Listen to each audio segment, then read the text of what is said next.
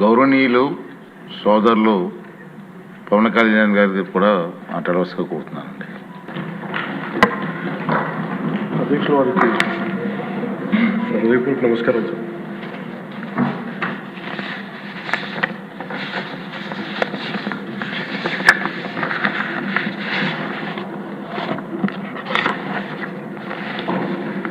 Governor గారి ప్రసంగానికి ధన్యవాదాలు చెప్తూ ప్రవేశపెట్టిన తీర్మానాన్ని జనసేన పార్టీ తరఫు నుంచి నేను కూడా బలపరుస్తున్నాను అధ్యక్ష. ఆద్యంతం గవర్నర్ గారు ప్రసంగ పాఠంలో చాలా కీలకమైన నాకు 3 అనిపించినాయి. ఒకటి, మనం వారసత్వంగా ఏమొచ్చింది, మనకి ఏం ఆశించబోతున్నాం, భవిష్యత్తులో ఎలాంటిది ఆశించబోతున్నాం, కలెక్టివ్గా మనందరం కలిసి ఈ రాష్ట్రాన్ని ఈ కూటమి ద్వారా ఎలా ముందుకు తీసుకెళ్ళాలి అనేది 3 చాలా స్పష్టంగా చెప్పారు. గవర్నర్ గారి ప్రసంగంలో చాలా ప్రత్యేకించి చెప్పింది ముందస్తుగా ఆంధ్రప్రదేశ్ రాష్ట్రం ఏర్పడటానికి పొట్టి శ్రీరాములు గారి త్యాగ ఫలితం, తద్వారా భాషా ప్రయుక్త రాష్ట్రాలే ఏర్పాటు కావటం. అలాగే దానికి ఇంకొకటి నాకు అనిపిస్తుంది అధ్యక్ష, పింగళ వెంకయ్య గారు కూడా ఇది అంటే ముఖ్యంగా ఆంధ్రప్రదేశ్ నుంచి వచ్చిన పొట్టి శ్రీరాములు గారు కానీ మువ్వెన్నెల జెండాను రూపొందించిన పింగళ వెంకయ్య గారు కానీ దేశాన్ని ప్రభావితం చేసే స్థాయి వ్యక్తులు. ఒకరి త్యాగం వల్ల భాషా ప్రయుక్త రాష్ట్రాలు ఏర్పడితే ఇంకొకరి రూపకల్పన వల్ల దేశానికి జెండా వచ్చింది. ఇలాంటి గొప్ప మహానుభావులు పుట్టిన నేల. దామోదరం సంజీవి గారు లాంటి మహానుభావులు సంస్కరణలు తీసుకోవాలి, అలాంటి వారు గొప్ప సంస్కరణలు తీసుకొచ్చిన నేల ఇది. పివి నరసింహారావు గారు, అలాగే శ్రీ ఎన్టీ రామారావు గారు, వీరందరి పరంపరలో ఎప్పుడు ఆంధ్రప్రదేశ్ ముందుకెళ్తూనే ఉంది. అలాగే ఈరోజు ముఖ్యమంత్రి వారి గౌరవ ముఖ్యమంత్రి శ్రీ చంద్రబాబు నాయుడు గారు లేరు, వారి గురించి కూడా చెప్పాల్సి ఈ సందర్భంలో. ఆంధ్రప్రదేశ్కి ఎవరన్నా రావాలి అనుకుంటే ముందస్తుగా చంద్రబాబు గారు పాలన స్టార్ట్ చేసినప్పుడు, ఆయన ముఖ్యమంత్రిగా ఉన్నప్పుడు ప్రతి ఒక్కరూ మేము వచ్చి ఆంధ్రప్రదేశ్కి వచ్చి పని చేయాలి, ప్రతి ఐఏఎస్ అధికారి, ప్రతి ఐపీఎస్ అధికారి తపన పడేవారని నాకు ఢిల్లీలో చాలామంది ఐఏఎస్ అధికారులు చెప్పారు. అలాంటి అద్భుతమైన పాలన, ఛాలెంజెస్ని అధిగమించి ఆంధ్రప్రదేశ్ని అభివృద్ధి దిశగా తీసుకెళ్లారు. ముఖ్యంగా ఆయన బాగా నచ్చే అంశం నాకు ఆయనలో ప్రత్యర్థులను కూడా గౌరవించే గొప్ప గుణం. మొన్న ఈ మధ్యన మాకు చెప్తూ కూడా రాజశేఖర రెడ్డి గారి గురించి చెప్తూ ఆయన గురించి కూడా, ఆయన ఎంత ప్రత్యర్థి అయినప్పటికీ కూడా ఆయన గురించి కూడా మంచి వాక్యాలు చెప్పి ఆయన చేసిన మంచి పనిని కూడా చెప్పే సహృదయం ఉంది నారా చంద్రబాబు గారికి. వాటి నుంచి తీసుకోవాలి, ఇది మేము నాలాంటి వాళ్ళు నేర్చుకోవాలి, అలాంటి యంగ్స్టర్ మాకు కొత్తగా వచ్చిన వాళ్ళు నేర్చుకోవాలి. అలాగే కర్నూలు 1953లో కర్నూలు రాజధానిగా వచ్చింది. ఎప్పుడు మనకి ఇన్ని సంవత్సరాలుగా, ఇన్ని దశాబ్దాలుగా ఇంకా కొట్టుకుంటూనే ఉన్నాం. అన్ని రాష్ట్రాలు ఏర్పడ్డాయి, భాషా ప్రయుక్త రాష్ట్రాలు ఏర్పడ్డాయి. దేశం అంతా ఎవరికి రాజధాని వచ్చింది, ముందుకెళ్ళిపోయారు, అభివృద్ధి చెందారు. కానీ మన ఆంధ్రప్రదేశ్కి వచ్చేటప్పటికి కర్నూలు రాజధానిగా ఏర్పడింది. కాదని చెప్పి మళ్ళీ తెలంగాణలో కలిపారు. కొన్ని దశాబ్దాల తర్వాత మళ్ళీ విభజన జరిగింది, మళ్ళీ రాజధాని కోసం ఎత్తుక్కుంటూనే వచ్చాం. కింద మీద పడి 14 నుంచి 19 చాలా కష్టంతో ఒక రాజధానిని అత్యంత ఖర్చుతోటి నిర్మించే దశలో ఉండగా పరిస్థితుల్లో అనుకూలించగా గత ప్రభుత్వం వచ్చింది. వాళ్ళు 3 రాజధానులు తీసుకొచ్చారు. ఎప్పుడు కూడా ఇన్ని సంవత్సరాలు, ఇన్ని దశాబ్దాలుగా మనకు స్థిరమైన రాజధాని అనేది ఒకటి లేదు. అది బేసిక్గా అది కేంద్ర బిందు ఒక అభివృద్ధికి, ఒక రాష్ట్రానికి. ఈసారి మటుకు చంద్రబాబు గారి ఆధ్వర్యంలో, గౌరవ ముఖ్యమంత్రి చంద్రబాబు గారి ఆధ్వర్యంలో ఇంకెప్పటికీ భవిష్యత్తు తరాలు ఇంకెప్పుడు ఏది రాజధాని, ఒక రాజధాని రెండా కాకుండా అమరావతి రాజధానిగా ఉండాలి, దాన్ని ముందుకు తీసుకెళ్ళాలి. దానికి మేమందరం సహకరిస్తామని ఈ సందర్భంగా మీకు తెలియజేసుకున్నాం అధ్యక్ష. అలాగే మనం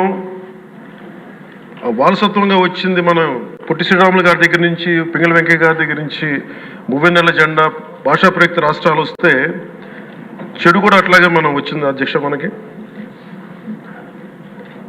గత ప్రభుత్వం మనకు అందించింది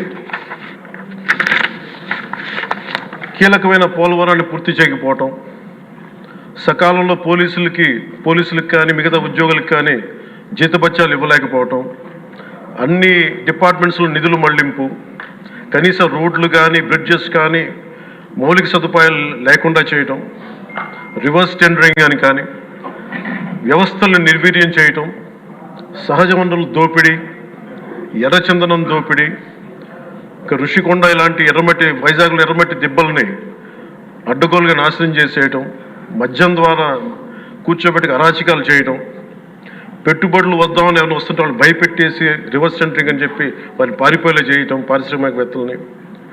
ఇది మనం తద్వారా మనకి వాళ్ళ ద్వారా కూడా వచ్చిన వారసత్వం అధ్యక్ష. వీటన్నిటిని అధిగమించి ఎలా ముందుకెళ్ళాలి, ఏ స్థాయిలో వెళ్ళాలి అనేది నేను మొన్న ఎలక్షన్ ముందు కూడా మా సహచరులందరికీ కూడా చెప్పాను, ప్రతిసారి ప్రజలందరికీ కూడా తెలియజేశాను. ఒక సుదీర్ఘమైన అనుభవం ఉన్న నాయకులు ఈ రాష్ట్రానికి చాలా అవసరం. దేశంలో కూడా ఇంకెవ్వరికి రాని పరిస్థితి మన రాష్ట్రానికి వచ్చింది. మనస్ఫూర్తిగా నేను అంతకుముందు ఏమి చెప్పాను, ఈరోజు కూడా అదే చెప్తున్నా అధ్యక్ష. 4 దశాబ్దాల సుదీర్ఘ అనుభవం ఉన్న శ్రీ గౌరవ ముఖ్యమంత్రి శ్రీ నారా చంద్రబాబు నాయుడు గారి అధ్యక్షతన, ఆయన లీడర్షిప్ కింద మేమందరం నేర్చుకొని, నాలాంటి వాడుగా నేర్చుకొని కింద పనిచేయడానికి, రాష్ట్రాన్ని అభివృద్ధి వైపు పయనం చేసేలా ముందుకెళ్ళడానికి సంసిద్ధంగా ఉన్నాం. మేము దాన్ని కట్టుబడి ఉన్నాం. ముఖ్యంగా లా అండ్ ఆర్డర్ చాలా క్షీణించిపోయింది. ఈ లా అండ్ ఆర్డర్ విషయంలో చూస్తే సాక్షాత్తు గౌరవ ముఖ్యమంత్రి గారిని దాదాపు అకారణంగా అన్యాయంగా 53 రోజులు ఆయన్ని ఒక ఫాల్స్ కేసులు పెట్టి జైల్లో పెట్టారు. అలాగే అధ్యక్ష, మీరు కూడా గతంలో మిమ్మల్ని కూడా ఎంత వేధించారో మా అందరికీ తెలుసు, సభ్యులందరికీ తెలుసు. నిన్న రఘురామకృష్ణరాజు గారు కూడా ఏ స్థాయిలో అనుభవించారో అందరికీ రాష్ట్రం అంతా తెలుసు. కానీ చాలా పెద్ద మనసుతోటి ఆయన వస్తే చాలా మనసు విప్పి నవ్వుతూ మాట్లాడటం చాలా ఆనందం కలిగించింది. మీ నుంచి మేము నేర్చుకోవాలి. ఎంత అంటే దాడి చేసిన, హాని చేసిన మీ పెద్ద మనసుకి సభాముఖం మీ అందరికీ మీకు ప్రత్యేకించి మీకు ధన్యవాదాలు చెప్తాను. మీ అందరి నుంచి మీ నుంచి స్ఫూర్తి తీసుకుంటాం. మీ నుంచి అంటే తిట్లు తిన్నా కానీ, దెబ్బ తిన్నా కానీ ఎంత సహృదయతో ఉండాలనేది మీరు చూపించారు. ఇంకొక యాంగిల్లో శ్రీ నారా చంద్రబాబు నాయుడు గారు నిన్న కూడా చెప్తా ఉన్నారు, వాళ్ళు మన మీద దాడులు చేశారు కదా అని చెప్పి ఈ రోజు మనకు 164 సభ్యులు ఉన్నారని చెప్పేసి, 21 మంది పార్లమెంట్ సభ్యులు ఉన్నారని చెప్పి మనం కూడా అలా చేయడం సహేతుకం కాదు. చాలా మనం యాజ్ పర్ సిస్టమే వెళ్ళాలి.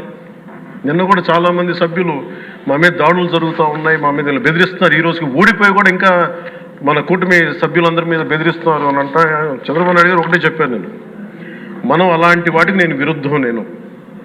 మీరు అలా కనుక కాదు, సిస్టమ్ని కాదని కనుక మీరు చేస్తే మీరు నాకు దూరం అవుతారని చెప్పి చాలా స్పష్టంగా చెప్పారు. అది నాకు కూడా చెప్పారు, అది మీకు కూడా వర్తిస్తుందని చెప్పి. ఖచ్చితంగా చంద్రబాబు గారు చెప్తాను ఈ దృష్టిలో ఖచ్చితంగా దాన్ని ఒళ్ళు దగ్గర పెట్టుకుని మేమందరం ఉంటాం సార్.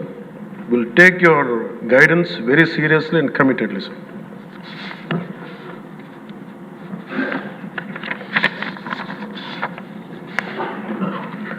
అలాగే కేంద్ర నాయకత్వం నిన్న ఈరోజు ఇందాక న్యూస్లో చూసిన అధ్యక్ష, 15,000 కోట్ల రూపాయలు మన ఏ అమరావతి లేకుండా ఈరోజు వరకు ఇబ్బంది పడతాను, అలాంటి అమరావతికి కేంద్ర మంత్రి మన నాయకులు గౌరవ ప్రధానమంత్రి శ్రీ నరేంద్ర మోదీ గారు బడ్జెట్లో ఈ రోజున 15,000 కోట్ల రూపాయలు అమరావతి కోసం రిలీజ్ చేసినందుకు సహృదయంతో మనస్ఫూర్తిగా కూటమి తరపున, మా అందరి తరపున కూడా వారికి ధన్యవాదాలు తెలియజేస్తాం అధ్యక్ష. To Honorable Prime Minister Sri Narendra Modi ji, we are grateful to you, sir, for releasing the funds and will be eternally indebted to you, sir. అలాగే భవిష్యత్తులో అధ్యక్ష చంద్రబాబు గారు కూడా చాలా స్పష్టంగా చెప్పారు నిన్న, ప్రభుత్వంలో భాగస్వామ్యంలో ఉన్న కార్యకర్తలు కానీ మా సహచర ఎమ్మెల్యేలు కానీ మీరు వ్యక్తిగతంగా ఏ తప్పులు చేసినా అది ప్రభుత్వం మీద పడుతుంది. అలాంటి తప్పులు జరగకుండా చూసుకోండి. అలాంటివి జరిగితే మటుకు నేను ఎవరైనా స్థనామానం లేకుండా నాకు వాళ్ళకి సిస్టమ్ పనిచేస్తూ ఉంటుంది. అది మీరు అర్థం చేసుకోండి నేను ఏ ఉద్దేశంతో చెప్తున్నానని చెప్పారు అధ్యక్ష. ఇలాంటి తప్పులు జరిగితే అవి వ్యక్తులు చేసిన తప్పులు పార్టీలకు కానీ ప్రభుత్వానికి కానీ చెడ్డ పేరు రాకూడదు. దాన్ని ఎలా హ్యాండిల్ చేసుకోవాలో జనసేన పార్టీ తరఫు నుంచి నేను మా వాళ్ళందరికీ కూడా ఒకటే తెలియజేశాను. మీరు వ్యక్తిగతంగా కనుక ఏదన్నా చేసి అది కూటమి ప్రభుత్వానికి ఇబ్బంది కలిగితే నేను వారిని వదులుకోవడానికి సిద్ధంగా ఉన్నానని చెప్పి చాలా స్పష్టంగా తెలియజేశాను అధ్యక్ష. అది మీరు ఇసుక విధానాల్లో కానీ మైనింగ్ విధానాల్లో కానీ ఏ రకంగానా సరే గత ప్రభుత్వం చేసింది కదా మేము కూడా చేస్తామని ఎవరన్నా నాకు జనసేన పార్టీ తరఫు నుంచి ఎవరన్నా సరే ఉంటే వారిని నియంత్రించే బాధ్యత, వారిని సరిచేసే బాధ్యత మేము తీసుకుంటాం. అలాగే చట్టపరమైన తప్పు జరిగితే చట్టపరంగా ఎలాంటి చర్యలు తీసుకోవాలో అది మాకు కూడా అప్లై చేయండి. నాతో సహా మేము తప్పు చేస్తే నాతో సహా ఆ చట్టాలు నాకు కూడా అప్లై చేయండి. ఎవరు దీనికి అతీతులు కాదు. దీనికి ముఖ్యంగా ఈ 5 సంవత్సరాల కాలం ఇది హాలిడే కాదు ఎవరికి. మన ముఖ్యమంత్రి గారు కూడా చెప్తా ఉన్నారు,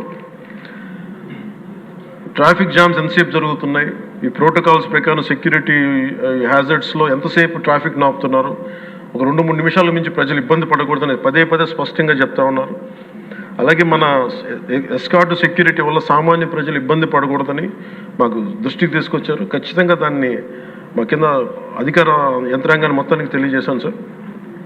అలాగే ఈరోజు మనకున్నది భవిష్యత్తు బాధ్యత. ఇది కేవలం ఈ హౌస్లో ఉన్న వ్యక్తులకే కాదు అధ్యక్ష, ఇంక్లూడింగ్ బ్యూరోక్రాట్స్కి. గత ప్రభుత్వం చాలా అవుట్ రైట్ తప్పులు చేస్తూ ఉంటే కూడా బ్యూరోక్రసీ చాలా వరకు చాలా నిర్లిప్తంగా ఉండిపోయారు అధ్యక్ష. ఒక్క ఐఏఎస్ అధికారి ఏసార్లు రివ్యూ చేసిన ఒక్క ఐఏఎస్ అధికారి పేరు చెప్తా ఉంటారు. ఈ రోజున ఐఏఎస్ అధికారి ఏ శిక్ష పడకుండా వెళ్ళిపోయాడు.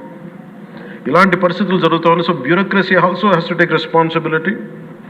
అండ్ ఆఫ్ కోర్స్ మీడియా ఏ సమస్యని హైలైట్ చేయాలి, ఏ సమస్యని హైలైట్ చేయకూడదు, ఏది ప్రజలకు అవసరం అనేది మీడియా మీద కూడా బాధ్యత ఉంది అధ్యక్ష. అలాగే సామాజిక మాధ్యమాలని స్థాయి దాటి మాట్లాడితే వారికి ఎలాంటి వాళ్ళని ఎలా పరిమితం చేయాలనేది కూడా ఒకసారి హౌస్ అందరూ ఆలోచించాలి. ఒకసారి దీని మీద ఒక విధి విధానాలు రూపొందించాలని కోరుకున్నాను అధ్యక్ష. అలాగే ముఖ్యంగా ఇక సభలో ఉన్న మా సహచర ఎమ్మెల్యేలు, గౌరవ ముఖ్యమంత్రి గారు, మేమందరం కూడా వీఆర్ ఆల్ కమిటెడ్ సార్. రాష్ట్ర భవిష్యత్తు కోసం, పునర్నిర్మాణం కోసం మేము సర్వం త్యాగం చేయడానికి సిద్ధంగా ఉన్నాం. తప్పులు జరిగితే వ్యక్తులు తప్పులు అవుతాయి కానీ పార్టీలు తప్పులు అవ్వం. సో ముగింపు వాక్యాలుగా అధ్యక్ష, కవి సామ్రాట్ శ్రీ విశ్వనాథ్ సత్యనారాయణ గారు చెప్పిన మాట ఒకటి అధ్యక్ష, అన్ని అనర్థాలకి మూలం మానవ ప్రవృత్తి హేతువు కానీ, వాని జాతి కానీ, కులం కానీ, మతం కానీ, ప్రాంతం కానీ కాదు. వ్యక్తులు చేసిన తప్పుల్ని దయచేసి అది వ్యక్తులకే ఆపాదించాల అధ్యక్ష, పార్టీలకు కాదు. అలాగే ఈ క్రమంలో తప్పులు చేస్తే విధునీతిలో ఒకటి చెప్తారు, ఒక గ్రామం కోసం ఒక కుటుంబాన్ని, ఒక కుటుంబం కోసం ఒక గ్రామం కోసం ఒక కుటుంబాన్ని, ఒక రాజ్యం కోసం ఒక గ్రామాన్ని వదులుకోక తప్పదు. అలాగే నాలాంటి వాడు కూడా తప్పులు చేసిన అధ్యక్ష చాలా నిస్సందేహంగా నాలాంటి వాడిని కూడా శిక్షించాలి అధ్యక్ష. అలాంటి బలమైన సంకేతం ప్రజలకు పంపించాలి అధ్యక్ష. మేమందరం కూడా తప్పు ఎవరు చేసినా అది మనమే దాన్ని ముందుకు తీసుకెళ్ళకపోతే నేను కూడా దీనికి సంసిద్ధంగా ఉన్నాను. నా ద్వారా ఏదన్నా తప్పులు జరిగినా, అవకతవకలు జరిగినా నా మీద కూడా చర్యలు తీసుకోవాలి. అది let it be any kind of issue sir. అది నేను నా వంతుగా నేను మీకు తెలియజేస్తున్నాను. I will be liable if I do any mistake as long as I hold this responsibility. అందుకని అందరం కూడా మేము దీన్ని స్ఫూర్తిగా తీసుకొని గౌరవ ముఖ్యమంత్రి శ్రీ చంద్రబాబు గారికి మీ అపారమైన అనుభవం రాష్ట్రానికి చాలా అవసరం. మేము మీకోసం అహర్నిశలు ఈ రాష్ట్రాన్ని తిరిగి గాడిలో పెట్టే వరకు మేము ఎప్పుడు కూడా మీ కనసాయిగల్లో పనిచేస్తాం అని తెలియజేసిన గౌరవ ముఖ్యమంత్రి గారికి నాకు అవకాశాన్ని ఇచ్చిన సహచర మా మంత్రివర్గానికి సభ్యులకి గౌరవ సభ్యులకి గౌరవ సభాపతి గారికి గౌరవ ముఖ్యమంత్రి గారికి మీ అందరికీ చేతులెత్తి నమస్కారం.